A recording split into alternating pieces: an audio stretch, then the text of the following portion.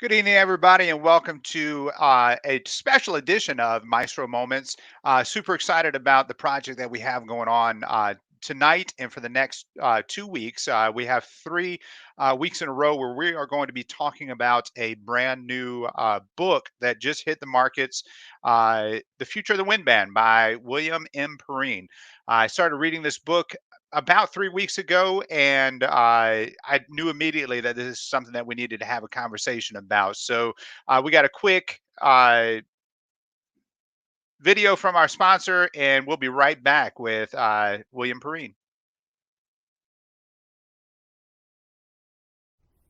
WindConductor.org's Maestro Moments is brought to you tonight through the support of Amano Music.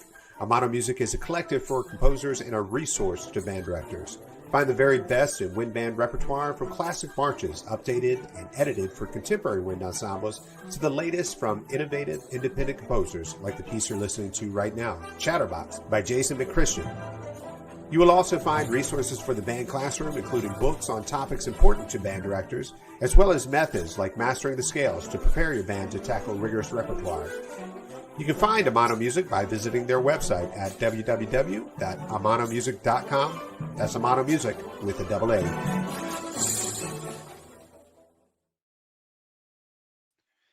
All right, and I am very pleased to introduce our first guest tonight, Dr. William Perrine. Thank you, Aaron. I really appreciate the opportunity to talk this evening and have a discussion about the book that just came out through GIE. Yeah. So, Bill, tell us a little bit about because you cover some really uh, pertinent topics in that are being talked about in the wind band idiom right now amongst educators and philosophers. What was tell me the story behind actually putting together the book and everything. Yeah, so I've got a foot in both worlds, both in the conducting world and then in the philosophy of music education world. And as I think we know, there have been a lot of criticisms of the large ensemble over the last few years. But one thing I noticed, I was never really satisfied with some of the curricula, some of the criticisms that we saw coming out. But I was like, okay, what's going on? And one thing I noticed really early in my collegiate teaching career is I would go to CBDNA or a conducting related conference, and I'd hear conversations and presentations on topics of concern. Then I go over to the music education side, and I would hear presentations on topics of concern, and they were the exact same thing. They were the exact same topics, and they were the exact same problems. And I realized at that point that there was a disconnect. I mean, the one that really brought it home for me is one year there was a presentation at a conducting conference on conductorless ensemble models. And I literally heard almost the exact same presentation from different people at a music ed philosophy conference. And I'm like, wow, we're not talking to each other. We're not communicating. And that's really when I really started thinking seriously about putting the book together. So what I wanted to do is pick some of these hot button topics that are part of the discourse and part of the conversation, and get someone that is a practicing collegiate band director together with someone who is on the music education side of things, throw out some prompts to people and let each side present whatever they felt was important about that prompt. And then I think sort of the interesting thing about the book is it's not just they're writing their essays for the book, but then they got to read each other's essays and then offer a response. And so that's a conversation, and the whole book is really meant to elicit conversation on these issues. You brought up a topic. Marissa Silverman was one of the contributors that we're going to be talking about her section tonight when we get into repertoire and everything. But she brought up what you were talking about, the disconnect between conductor and philosopher. And I teach in a high school band program, and that's been the vast majority of my career. I've taught a little bit at the collegiate level, but it was just teaching trumpet studio stuff. So what is that like? What is that like within the band community greater? I mean, do you see that really strong disconnect between the two? And Yeah, I think it really depends. I mean, because like if you're talking to people and have interpersonal relationships, I think a lot of times people can sit down. I think sometimes the way that our profession is structured and the way our professional conferences are structured, it actually pushes us into silos. Right. And I in some cases, I don't think it's an intentional sort of we're not going to talk to each other. I think sometimes it's just a function of how universities work. Gotcha. And so we have to be intentional about starting and maintaining those conversations. Yeah. Well, also, when you look at the wind band conducting profession, Mhm. so much of it has moved away from the philosophical and has become a performance. You have your PhDs in music education, but you also have your DMAs in conducting and stuff like that. Mhm. So there's a um, it's that just kind of piqued my interest when I read that and hearing you talk about it as well. Yeah, and I would really avoid, because I know we're going to talk about philosophy tonight Yeah, and over the next couple of weeks. I would avoid saying that a certain path is not philosophical. right. I think performance-based music, the act of musical performance has philosophy behind it. Sure. And in our practice, what we do as conductors, as educators, at whatever label we want to slap on ourselves, there's philosophy there, and sometimes it's just a matter of finding the time or the venues to articulate that so that we can have these conversations. Yeah, most definitely. So, getting back to the actual development of the book and everything, this was put together during the pandemic, right? Not intentionally. Okay. Yeah, yeah. I had made the pitch to GIA back in 2019, and they accepted that. And our original trajectory was to get a book out for Midwest in December of 2020. So I had gotten all the contributors lined up in fall of 2019. The goal was that everyone was going to write their chapters in the spring of 2020 and have something right to put together by that summer.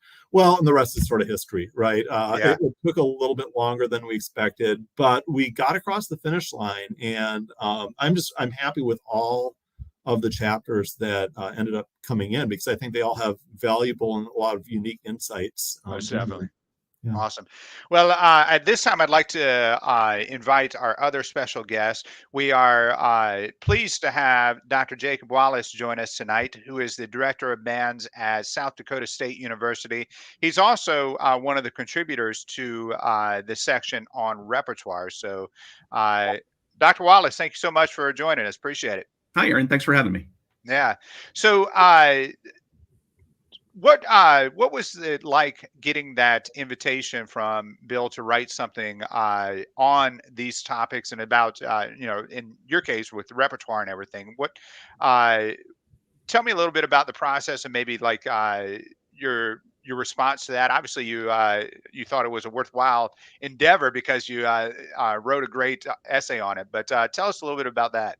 Oh, thanks. Well, I mean, I was flattered by the invitation, especially once I saw the co-collaborators on the volume. I was like, "Are you sure? Am I qualified to be among this group of folks?" I was overjoyed at the opportunity. I thought it was a really interesting concept and design to a text. One that I don't want to put words into Bill's mouth, but I think it's one that. It's a living document in the sense that it generates further discussion.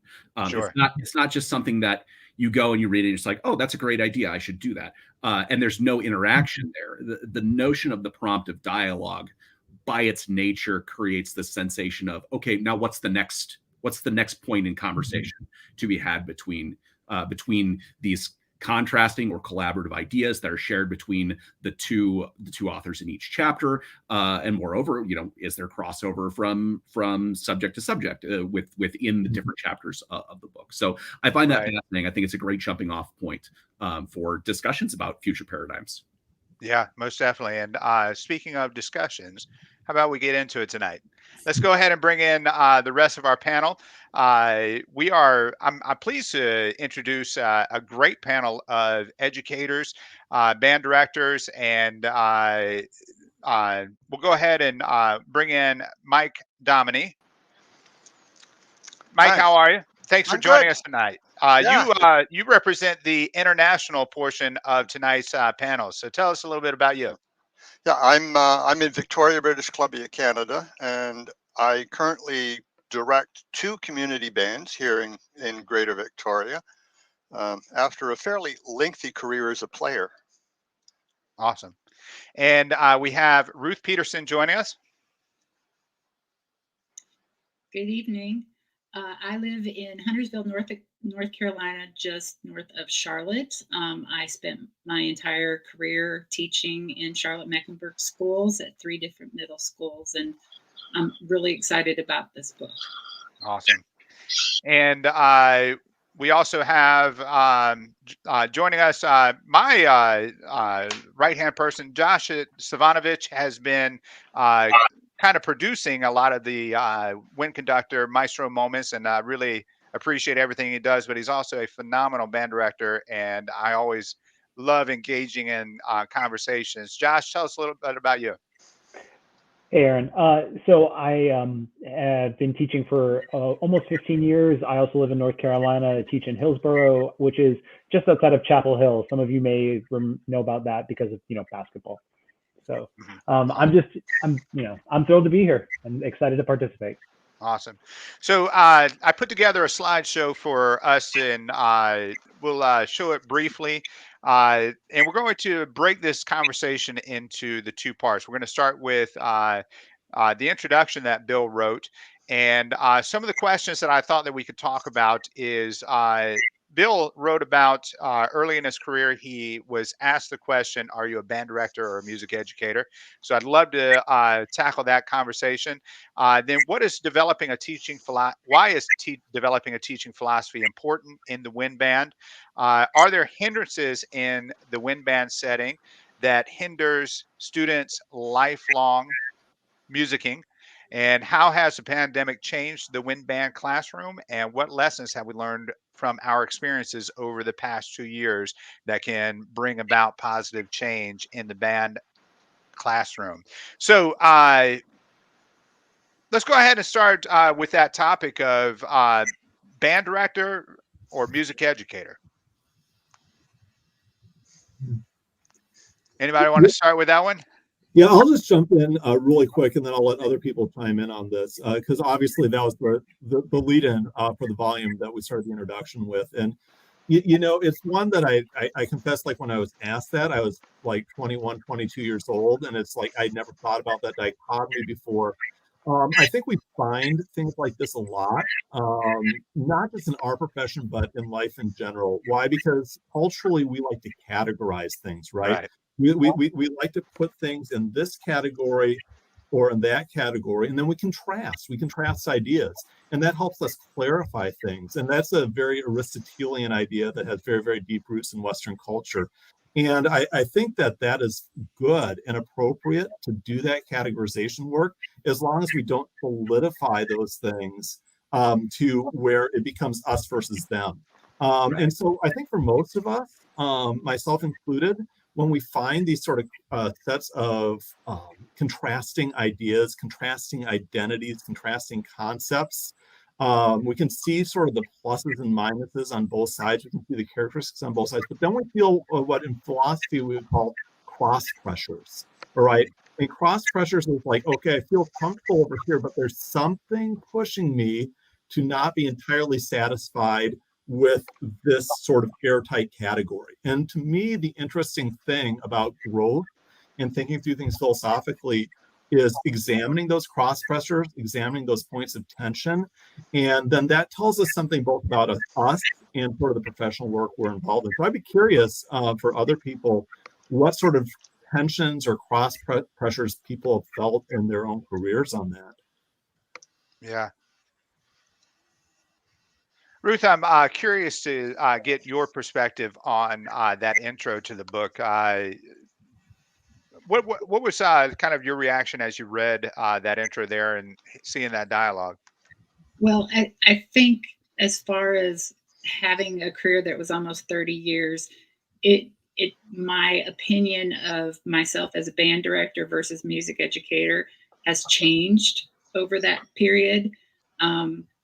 I consider myself a music educator who works through the wind band. Right.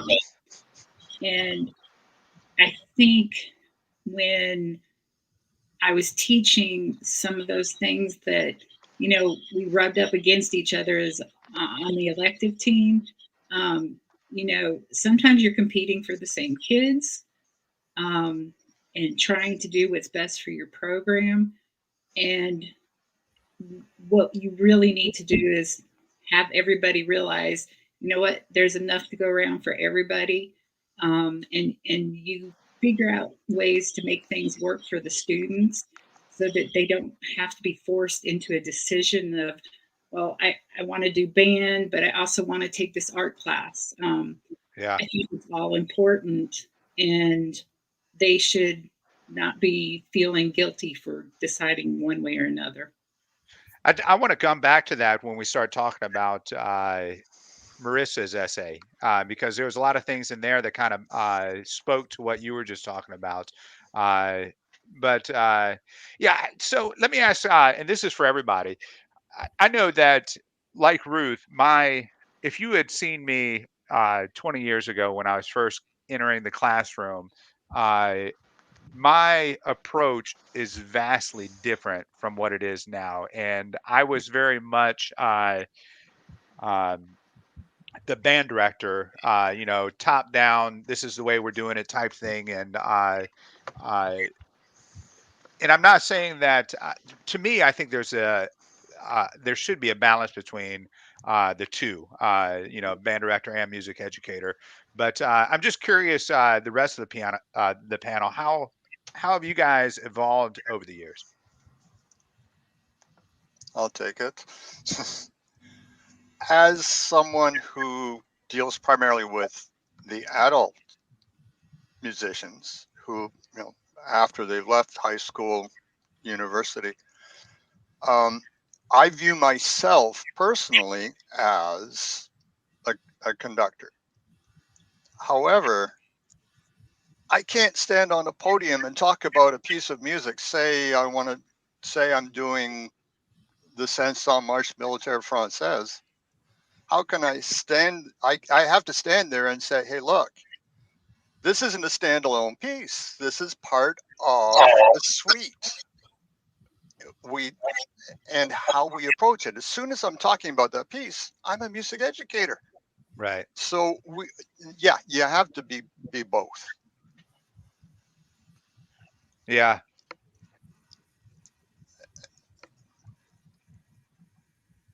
Josh, you're muted. Leave it to me. I was going to say, I feel like a lot of the time across the music education spectrum, whether it be choral, orchestra, or band, we tend to use director when we're thinking about all the things that we have to do aside from the music making a lot of the time. The fundraising, the organizing field trips, the paperwork, the committees, everything else that we have to do. And sometimes that is what we put under the umbrella of my band director job. And then we equate the music educator portion of when we are actually making those musical moments happen with our students.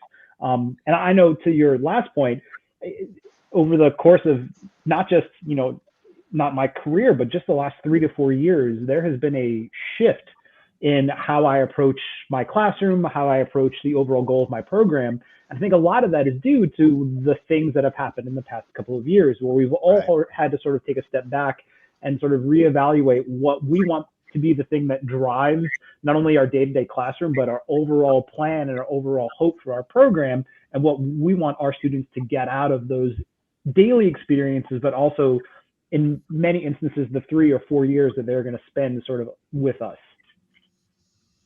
Yeah, and that's kind of a really unique aspect of the wind band, and the performing arts in general is the aspect that we see our kids for 3 or 4 years. They stick with the program, which is different from any other curriculum and stuff like that. I'm curious, our college band directors, Jake and Bill, I'd love to get your thoughts on the evolution of your teaching philosophy over the course of your careers. Yeah, I'd be happy to jump in on that. Josh, are you saying that something has happened in the last 3 or 4 years that is of consequence? One or two small things. You blink and you miss it. Global community. No, I mean, I think everybody's batting around the same thing, which is that you have to grow, you have to change. I mean, that's the nature of being human is that you have different experiences, and those experiences influence the way that you deal with other people on a day-to-day basis. And so the type of teacher that I am in the classroom now is I think vastly different than where it was when I started my teaching career. And gosh, I hope so, because the way I was as a teacher at age 26, it has to be significantly different than the way I am today, not only for my own sanity and in enjoyment of my lifespan, but because students have changed as well with changing cultural norms, with global pandemics. Our students in the classroom are different than they were 3 years ago, 5 years ago, 10 years ago. And that requires the ability to adapt and be empathetic to the place that they come from in their background. So I think the people who I've always seen who I would qualify as master teachers are those who have that flexibility to be able to shift when it comes to dealing with a different student and a different cohort of students, to say like, oh, this group of students is going to respond best. They're going to learn best. They're going to be guided best to an outcome if I approach them from this direction. Yeah. You know, the evolving process, and maybe I want Bill to maybe answer that first question before we kind of move on to that. But maybe and Bill, maybe you can answer this as you answer your question about how you've evolved. How many of you actually sit down and really think about the philosophical aspects of band directing? I know for me, the daily activities, the outside of waving a stick activities of being a band director impact heavily on my time commitment. And there's so many other aspects of being a band director other than just waving a stick and making music. That going back to what Josh said with the fundraising, the paperwork, the yada yada yada. But how many of you actually take the time to think about the philosophical development of your approach to conducting and band directing? Bill? So I'm going to say I think we can sort of distinguish here between like formal academic philosophical work, which for me as an academic, that's just part of like what I do as my research line, and general philosophy on an informal sense. If we think about the word philosophy, it comes from the Greek roots, a love of wisdom. And I think that all of us, and what we're talking about with our growth patterns over time, whenever we have something happen to us that causes us to reconsider or rethink how things are going, or what we're doing or why we're doing it, because it's not resonating with our students, it's not resonating with our communities, we're feeling some sort of tension ourselves, we're engaging in philosophical work, right? We're reflecting on things that are happening and thinking why is this working, why is this not working? So a lot of times that can be precipitated by crisis, right? And some of your questions were about COVID-19, and I think we all sort of have realized, yeah, that was an inflection point. And for a lot of us, I think it just forced us to stop and had no choice but to engage in some philosophical reflection. And certainly, for me, even having been at it for a while, it really caused me to rethink, like, what is it that we're doing? Why are we doing it? For me personally, it led me to really think about ways I could reconnect with the communities that I serve and help our students use music as a vehicle of service and communication within our communities. And sometimes that just means breaking out of the ordinary, and not like in earth-shaking ways, but like, what can we do in terms of musical outreach and in terms of sharing what we're doing? And so I think those crisis points just sort of necessitate philosophical reflection, even if we're not thinking about it as philosophy per se. Yeah.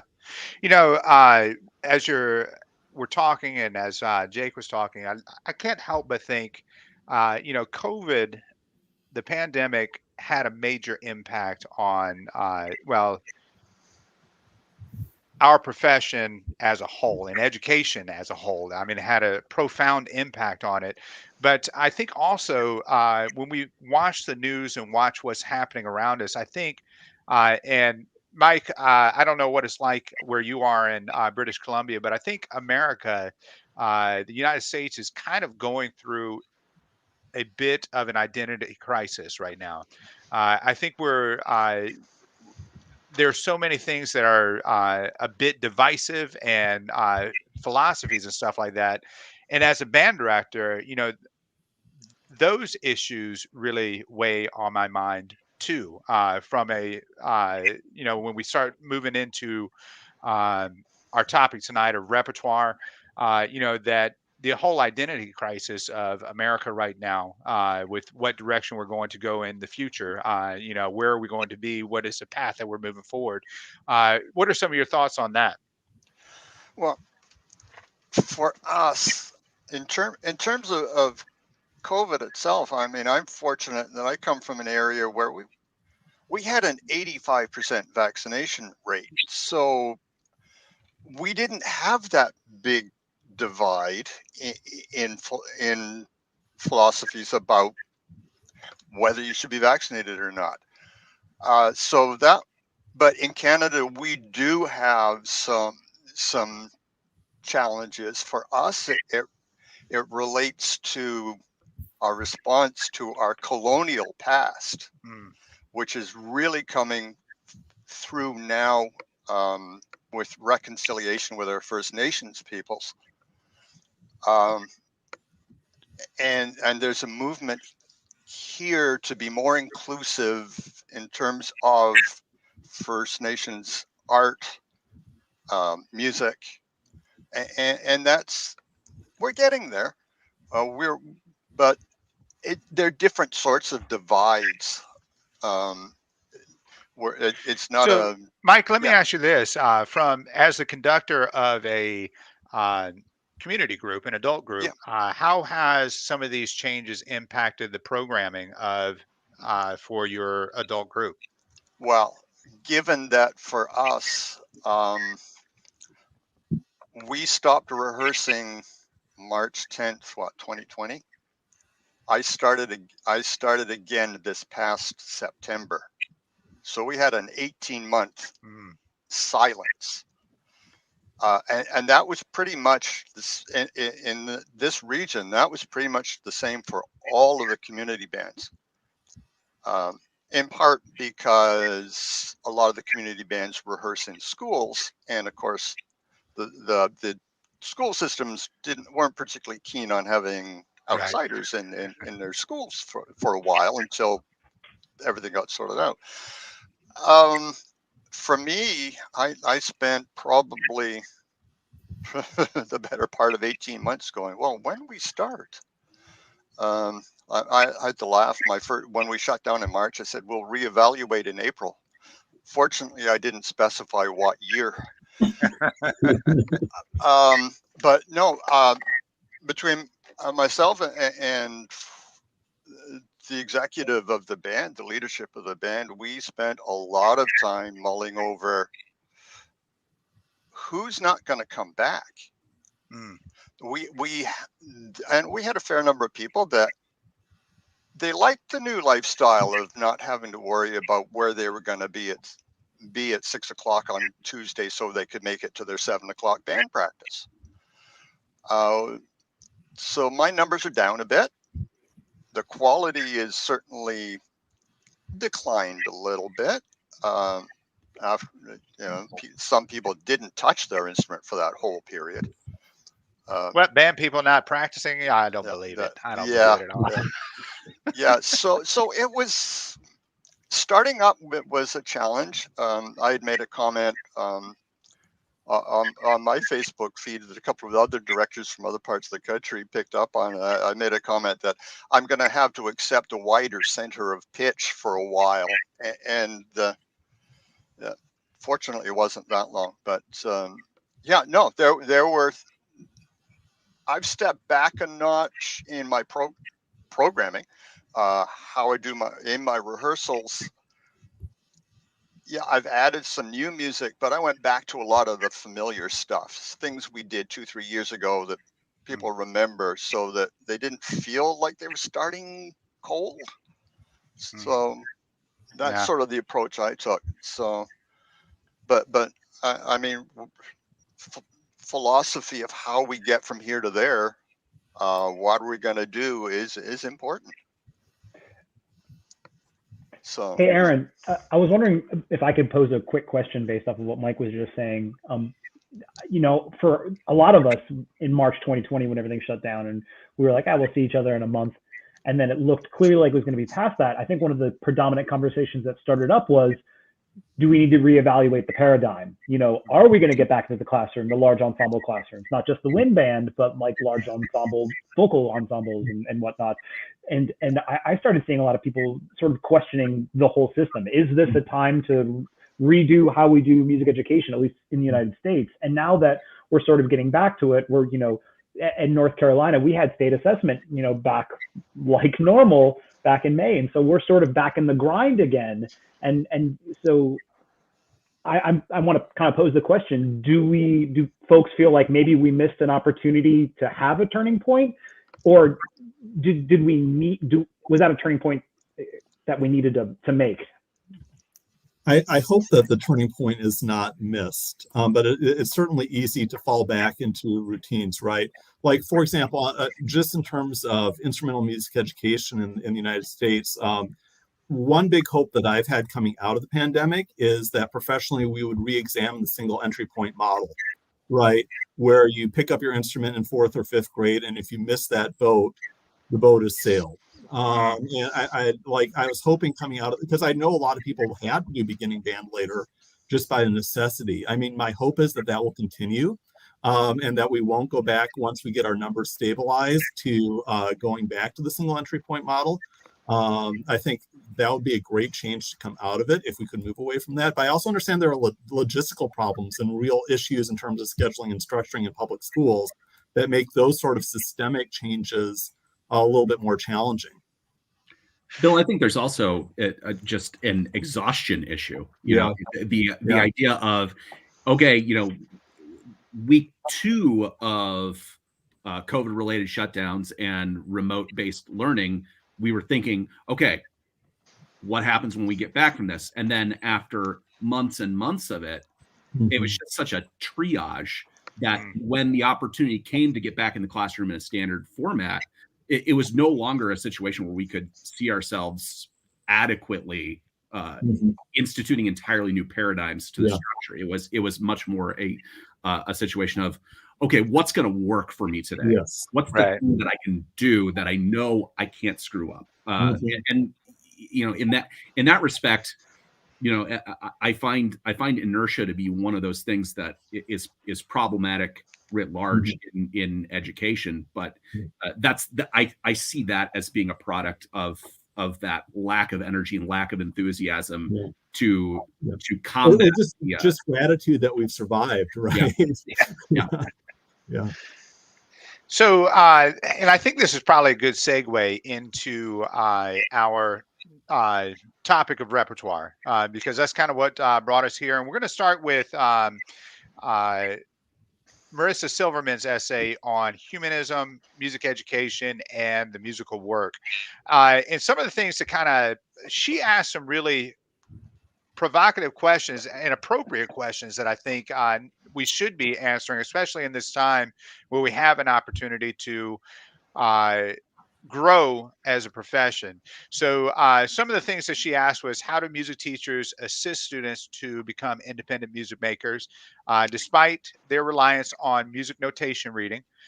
And a large portion of her essay dealt around interpretation and how can large ensemble conductors approach teaching interpretation in a manner that is not top down, which I think is a great question to ask as a band director. And then how can a wind conductor develop an educational setting which rejects the Horace compromise. And those of you that have read the book understand what the Horace compromise is, but that is the way that I picked up on it is the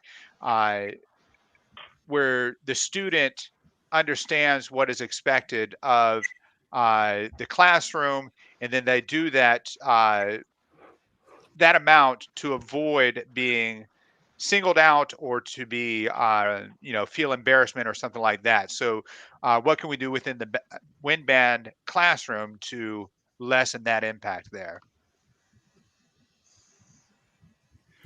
Well, on the list of questions there, looking at the second one, that idea of the top down model, for me, looking at the co-collaborators in this book, I would say take a look at both what's printed here in this text and other things that you can find that are being put out by Cynthia Johnson Turner and Carolyn Barber, because I think that they are two of the forefront of creativity and innovation in the ensemble-based classroom.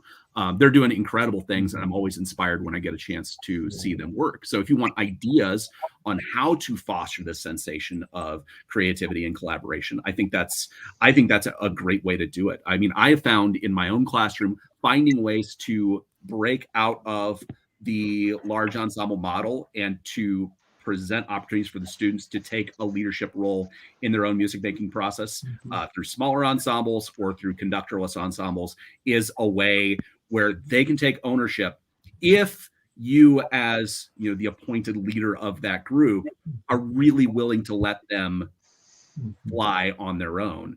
I think oftentimes the criticisms of those attempts are that we're not really giving them that opportunity because we're shepherding them so fervently through that the decisions that they make are, at the end of the day, the decisions that we wanted them to make in the first place.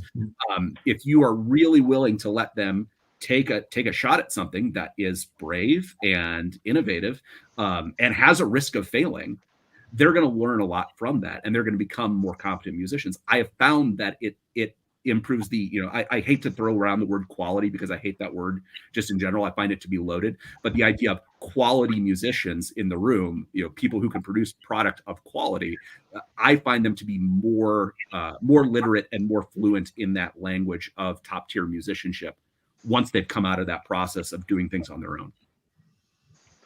So Ruth, can I ask you, as a person who spent the majority of their career in the middle school, when the students are, still learning which end of the clarinet goes into the other end of the clarinet, how then did you interpret that idea of fostering that sort of individualistic approach to students being able to develop their own sense of innate musicianship and interpretation? I think giving those students the opportunity not only to learn to read music, but also to, they're easy things for them to do as far as improvising or giving them some parameters in which they can try to compose, and asking higher level questions so that it's not, the answer's not coming from me. I'm trying to guide them to how they think they can play more musically. But I think at that level, it can't happen until they have some good fundamentals and some command over their instrument. But the one thing I found that was very effective when I was teaching through COVID was they had to have a purpose, and it had to be with connection. And that's part of being in any type of ensemble. But when they were playing to a family member over the phone, or they would go out on their porches or in a cul-de-sac and play and perform for other people with social distancing, that meant a lot more to them and helping them mentally get through this. And so I just think that purpose with connection is really, really important in helping them at that stage. And Jake, you actually spoke a lot about that on that the connections that are formed within the wind band classroom in your response to Dr. Silverman's essay there.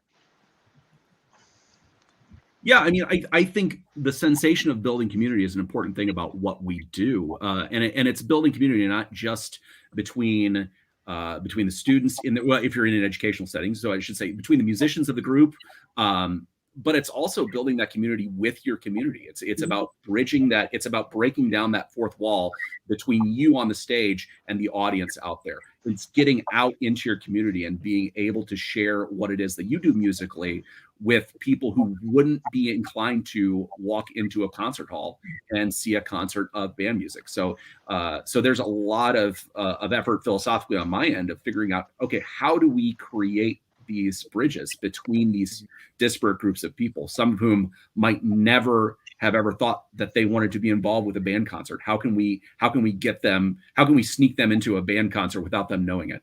I like the idea of just, subterfuge. Yeah. If I could, I think one of the things that I found that helps with that idea of trying to make it a little bit more comfortable for the community is I've just, when we give a concert, it's still a formal, kids are in formal attire, we have lights, the stage, but I try to make it less of a passive experience for the audience. I try to engage with them. I try to let them see the kids, if the kids are nervous on stage, joke around with the kids a little bit, let the parents and the audience see that these kids are not just sitting there waiting to start and finish, but they're there for the whole process of the whole evening. And they understand that the role that they're playing is not just, I have to play my right notes on the page right now, but it's about the greater overall sort of musical and concert experience. And again, leaning into that idea of we've not done this in a little while. So what can we the things that we've lost, how can we take that and use it to our advantage so that we really can get not just our students in the chairs, but their parents in the audience, and not just their parents, but their younger siblings who, maybe are in 6th grade and started their trumpet virtually and are like, I don't know if this is really a thing I want to do, but letting them see, we were all in the same place 12 months ago, but now look what we've been able to accomplish. And we're just excited to share this with you, not present you with something static, but rather together, let's get to enjoy this whole experience through what the composer gave us in the repertoire we've selected. So let's talk a little bit about constructivism a little bit, because there's something that kind of on page 101, Dr. Silverman, she wrote, constructivism proposes that meaningful learning occurs when students become more and more able to find and solve musical problems themselves with appropriate caring, guidance, and modeling from their teacher, and with mutual dialogue. And this kind of led into the development of, allowing students to make interpretive choices in the music, which she brings out a lot of good points with the top-down approach to conducting, which to a certain degree, as a conductor, those types of things have to happen. But how involved are the students in that development process? And the self-discovery. And I'm going to throw this out there, and you may think that I'm the biggest weirdo in the world, but I always think back to The Music Man and Professor Harold Hill's the Think system. When he didn't know anything about the musical instruments, but he kept telling the kids, well, how do you think you do that? But it was this process of self-discovery with the kids. And I know that with me personally, I've had a tremendous amount of success in allowing the kids to, instead of just answering the question outright, which sometimes, that's the easiest path to go, you just stop and say, well, what do you think? What do you think that means? What is it? How do you think that we do something like that? And then that self-discovery just kind of builds in retention. What are some of the ways that you guys develop and foster that individual approach within your classrooms or within your ensembles?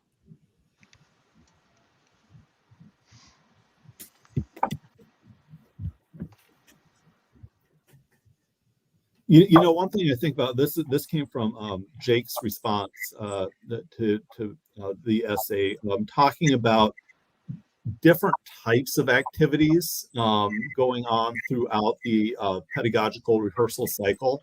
I don't think we need to do all things all the time, right? And I think this sort of goes back to what Ruth was saying about making sure we're developing the fundamentals of playing and how important that is.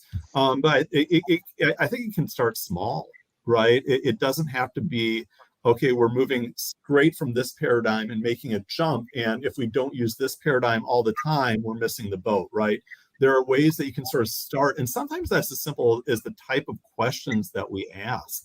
You know, well, how do you think it should go? And valuing the ideas. I mean, I tell my ensemble all the time that between the 30 or 40 of them, they probably have a lot more great musical ideas than I do, you know, and I want to hear them and I want to share them because we can all learn from each other. And I think that you can do that with the 6th or 7th grade band too, right? I mean, because they're the ones that are producing the tone, right? We're the ones that are producing the sound, and they can have their own ideas and they can share it.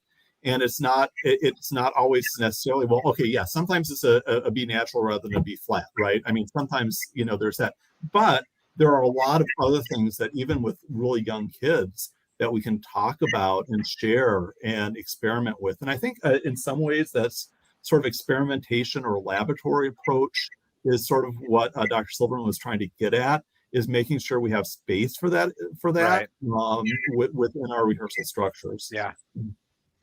So, go ahead. No, go I ahead. just wanted to jump in on the back end of that too. Is it's vitally important that for our students we create an environment in which they can feel comfortable making those kind of decisions. You know, if they feel like they're going to be reprimanded or castigated for a musical decision that they make, or told that they're wrong, then what they're going to do is eventually move into the medium. They're going to try to be as neutral as possible. They're going to then be compliant to the top-down mentality rather than resistant to it. Which of course is compromise. I mean, it is the horse's compromise element of her essay, which is that, hey, you know, if you're not going to allow them to actually present these ideas in an earnest way, they're going to feel like their better solution is to hide. So when somebody plays with a tone that is maybe not the tone that you had in mind, or, you know, the rhythms are unclean or the articulation is not exactly what you wanted, you have to be very careful and delicate about the way that you're going to address that. If it is truly something that requires what we would think of as correction, then you have to be very gentle with that. And if it's something that can contribute, you have to be able to really celebrate that. If it's something that makes the musical texture more interesting, you have to say, oh, wow, this is great. I love this. What a wonderful contribution to the overall musical aesthetic. Yeah. Well, and that's a good segue into, I want to talk a little bit about your essay, Jake, because you brought up some really great points about repertoire. And, you know, one of the things that stood out to me, well, just, what did I do? There we go. So I love the way that your intro started with the visual art versus the musical art, but the opportunity cost that we have in selecting repertoire, I think, is key in selecting repertoire. You spoke some about the orchestral model for the future of the wind band and is it viable?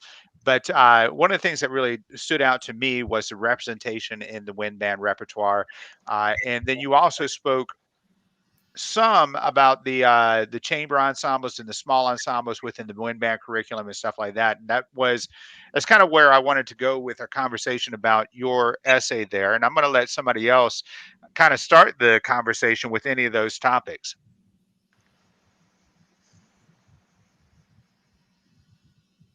Don't all start talking at once. Well, I don't mind starting. The representation question, I think, is definitely something that I can't speak for everywhere, because I know Aaron and I were chatting about this, that our sort of the American primary, secondary, tertiary approach to the wind band is not consistent across the entire world. But I think reckoning our repertoire selections is definitely something that we're going to have to be super cognizant of every step of the way moving forward. One of the platforms that we were utilizing during COVID had a lot of music in there from the wind band the wind band lit. But when you start to sort of parse out where it's all from, I mean, it's all from sort of the same demographic of composer. So the majority of and the majority of what we have in our concert libraries are things that have been there for a while now. I think Jake said, if you had 100 years, you couldn't program everything in your library already, and it's the same for all of us. And then we want to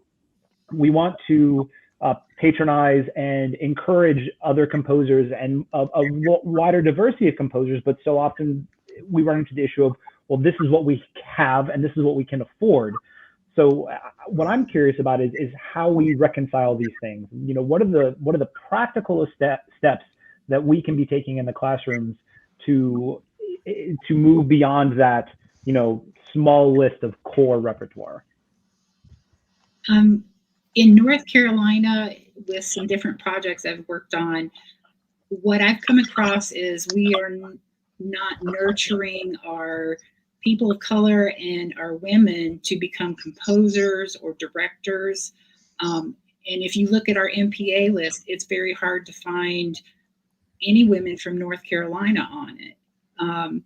And I think we have to start within our elementary, middle, high schools, and then on to higher education, and figuring out how we can use repertoire to make students feel represented and to feel welcome in the wind band, so that we have representation that is inviting and kids can see that and they feel welcome in any environment in our country or Canada or wherever.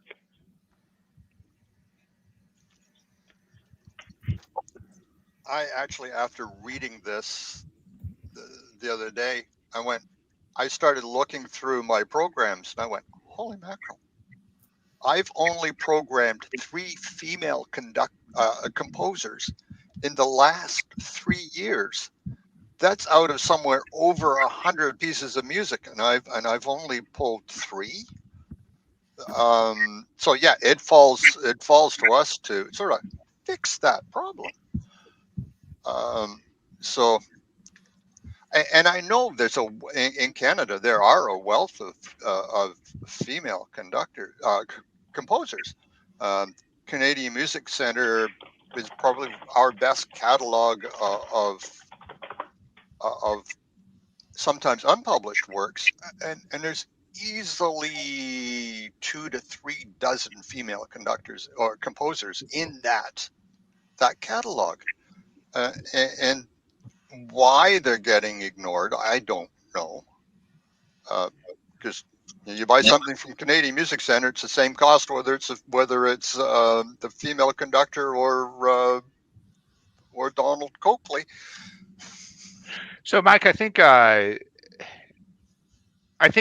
this book and the conversations that we're having in the community, in the wind band community, I think you said it perfectly. You didn't realize it until it was brought to your attention. Yeah. Until you saw it here, and then we're confronted with choice. Are we going to continue to do it like we've always done it, or are we going to look at other avenues? Yeah, exactly. And I know what my personal choice will be, and it will be to change it. Yeah. And it's and I loved Ruth. I love what you said about it's easy for me as an older white male to see myself in the wind band repertoire. It's very easy. I'm wearing Gustav Holst right now, and I was hoping it would be a conversation point along these lines tonight. I did it intentionally, but I mean, this is the representation of the wind band community, right? And not to diminish. The whole suites are something that everybody should study. I mean, it's great music and everything, but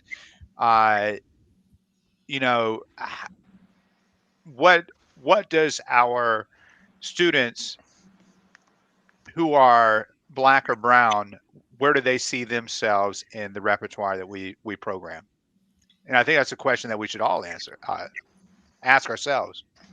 Well, I think it's certainly a thing that is that's brought up in great detail in other portions of this book, is this criticism that that the wind band as an organizational medium is itself somewhat classist, that it creates and promotes the continuation of these structures that are by their nature inaccessible for some. And I think we all see that to some extent with some of the things that we do musically, is that it's difficult for some people to find access. It's hard to buy an instrument. And then when you buy that instrument, then you go in and sit in a classroom, and it's possible that you sit in a classroom with a bunch of people who don't look like you, playing music written by dead people who don't look anything like you, as taught by people who don't look anything by you. And then we wonder, why aren't they buying into this culture? Right. I think that's, it's a valid criticism of the large ensemble model. And the more that we can create representation in any way that we can, and one of those avenues is repertoire, but it's not the only avenue, that gives us an opportunity to break down those barriers and give people an opportunity for access. There are a lot of other problems that have to be addressed in terms of the accessibility of wind band or orchestra choir to any prospective student who wants to be involved in the music making process. But this is one entree into that discussion.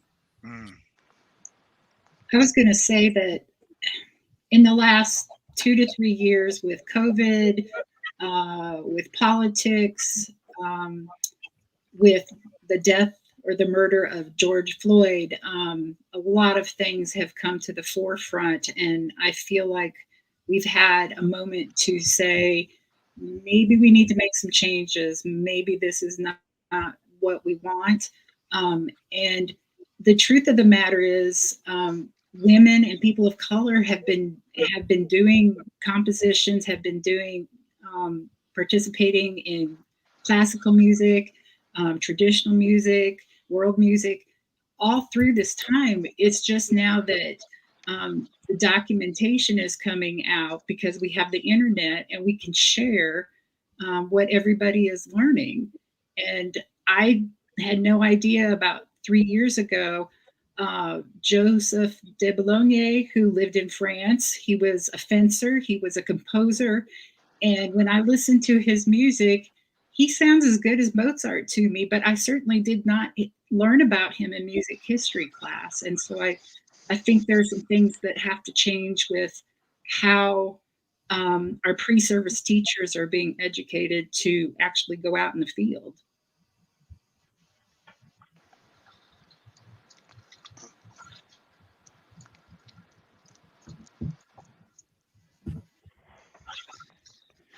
Well, there's a whole issue with repertoire too, right? Right. The a lot of the repertoire is stereotypical. I mean, you look at even Sousa's Dwellers of the Western World. Some of the rhythms and things for either of the movements that aren't the white man are definitely stereotypical. Yeah. Well, I am not trying to rush through these questions, but we are coming up to the end of the hour. I did want to, and if anybody needs to bounce off of this call, please do so. I wanted to just throw another topic into the mix in regards to repertoire. So back in 2005, a lot of us probably remember this, but Stephen Budiansky wrote in the Washington Post, "The kids play great, but that music." And it was an article he wrote. Frank Battisti actually talked about it in his. I just read his latest. It was the series that was The Winds of Change. It's the latest book that came out. He referenced it in there. But a quote from that article is, "What they play is always that piece." As I've come to think of it, that piece is not written by any composer you have ever heard of. Not classical, not jazz, not pop, not rock, not blues, not folk, not alternative, Czech, heavy metal, fusion, not nothing. You've never heard of it on the radio, not even late at night at the bottom of the dial. It, in fact, exists nowhere in the known music universe except for the twilight zone of school music performances. He continues, but I wasn't prepared for the extent to which such new and original works of great mediocrity have completely supplanted the real music, classical, folk, Sousa marches, American popular music, Scott Joplin rags, Broadway show tunes that was once a staple of the American school music curriculum. And it's not a question of new versus old. There's plenty of truly great contemporary music of all genres being written. This stuff just isn't it. So he published this and got, he was inundated with people responding to him. And he actually wrote a response, and he talked about Frank Battisti, writing him and commending him on his courage. And he didn't understand. And then like the next day, he had hundreds of emails and phone calls waiting for him. But from the audience perspective, one thing that I've been thinking about is programming from an audience perspective. And I just want to maybe just round robin real quick since we're already over time. What are your thoughts on the audience aspect of Wind Band Repertoire program?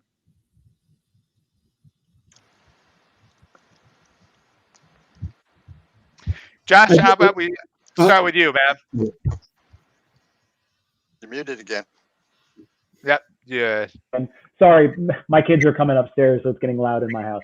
I think we always need to be aware of whom we are programming for, whether it is like a elementary school audience that is coming to listen to our band, whether it is parents and family and community, whether it is a panel of adjudicators. We need to be cognizant of what we are programming and why. And again, like I was saying before, it's about creating those connections between the performers that are on the stage and the audience members that are in the house, because I'm a firm believer that it is not a performance if you're playing to an empty hall, right? It's not the same thing. Our first live concert back during COVID, we were not allowed to have any audience there. So we played in a wing of our building where the kids could be far enough apart, and we did the whole thing on live stream. And it felt so weird because the only people applauding were other band students. So I think the audience consideration is incredibly important. And again, that goes directly into the literature that, we have to be certain that we are picking things that are pedagogically sound. They're helping our students develop as technical on a technical proficiency level, but also on an artistry level. But at the same time, our audience is not falling asleep. And sometimes you never really know what it's going to be. So I'll move on. Yeah. And Ruth? I think once again, it's all about that connection. What the students have learned, the piece entails of what it's about, and what did they feel in performing it? Is that getting translated to the audience, and are they making a connection with the audience? Mike? We did a thing with a couple of our concerts where we actually put out a questionnaire to the audience and said, hey, what pieces that we played did you really like? And our tradition is something for everybody. Yeah. So and basically it came back that way too. Like just that's good. I actually started doing the same thing with my parents. I would ask them to do a critique of the concert. I would ask them what their favorite piece was, what their least favorite was. I have them rate the pacing of it and all that other stuff. So, all right. And Jake, what are your thoughts on the audience? Can I start off by saying, boy, what a garbage take from Stephen Perrine. Like, and here's why: because it's needlessly hurtful, right? And it's said from the security of the sidelines, where he's unwilling to name names, and yet does it with a snide sense of superiority, and saying, well, there is some good music. There's plenty of good music. I'm not going to tell you what that is. I'm also not going to tell you what the lousy music is. And because of that, our response is to think all of this contemporary music is garbage. Right. And it's patently untrue. So, I just, man, that just makes me upset, because what it does is it devalues people who are writing great music nowadays Right. at the expense of, once again, the traditional canon, like the classical dead white European male canon. And that's because he does not criticize that in that Right. same quotation. Yeah. He's vaunting that as being the Right. model. So anyway, Yes. that's my take on that garbage take. Awesome. No, I think that all these ideas presented so far are really great. You know, one of the things, and I can't take credit for it, one of my colleagues here, my percussion colleague, Aaron Ragsdale, has started asking this question of his students who are going up for their junior and senior recitals, is what's the story that you want to tell? And I love that framing for creating a concert, for creating a recital, for creating any kind of performance. What's the story that you want to tell? Because that also creates a sensation of engagement for the performers out to the audience, because they can present it with greater passion because they have an understanding of what it is, the story that they're presenting. It doesn't have to be a true format narrative. It doesn't have to be programmatic in its intent, but it does create this notion of, we want to take this audience on a journey, and where are they going to be at the end, and how are they going to have been changed by what it is that they hear? Most definitely. Yeah. The audience is very acutely aware of the interactions within the band. If your band is there clearly enjoying what everybody else is contributing, that's infectious to the audience. Yeah. But if you're sitting there like timid, afraid to make a mistake, that shows too. And Bill, I'm gonna let us close the conversation with your thoughts on this. Yeah, well, I'll try to close it by putting in some historical perspective here. If you think about why in the United States do we even have bands in schools, a lot of it has to do with the medium from its inception in the United States was about building rapport with the audiences, right?